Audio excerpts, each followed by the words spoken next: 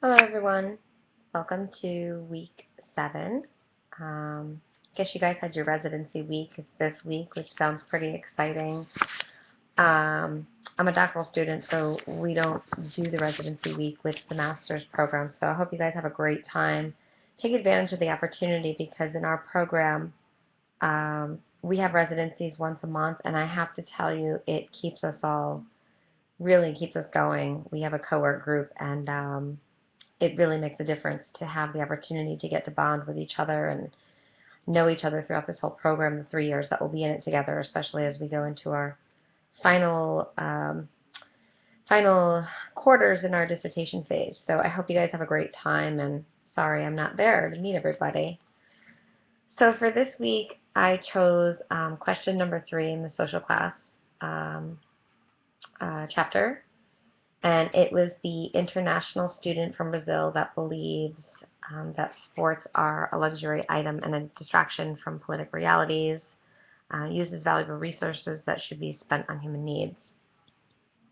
And in response to the first portion of this, I think I would tell the student that they are a luxury item at the professional level and in some successful collegiate NCAA Division I football programs, but they also provide tremendous opportunities for growth and expansion in the institutions of higher education, scholarships for students, and they can bring prosperity into the economy where the teams do play professionally.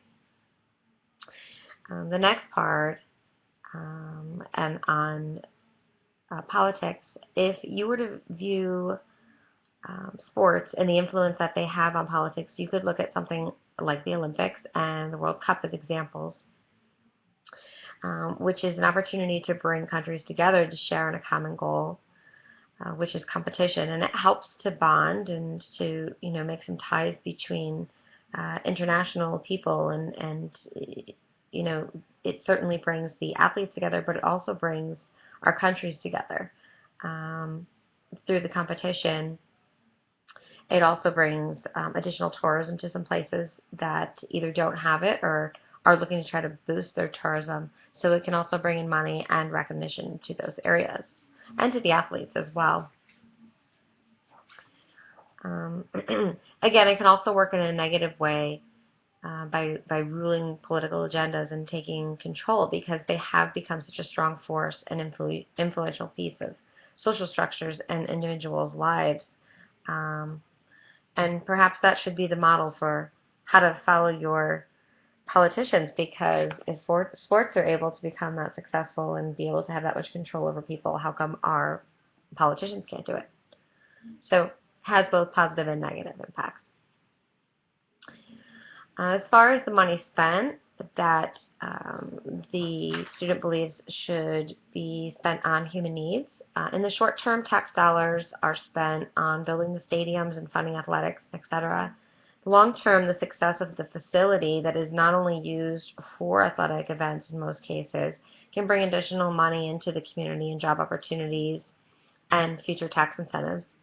I don't think that human needs are affected by this because the money would most likely be allocated elsewhere than to the people of the community.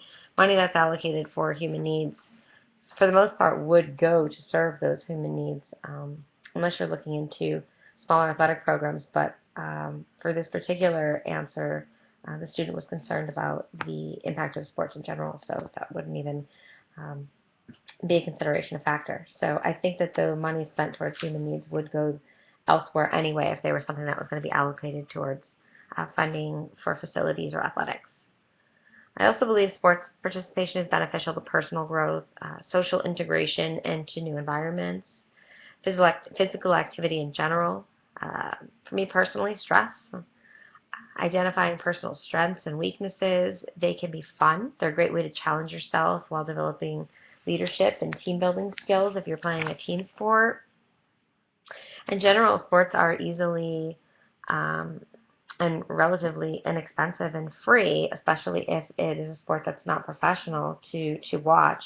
And it's a way to connect socially with people that share similar interests. So I think that's pretty much what I would have to tell the student.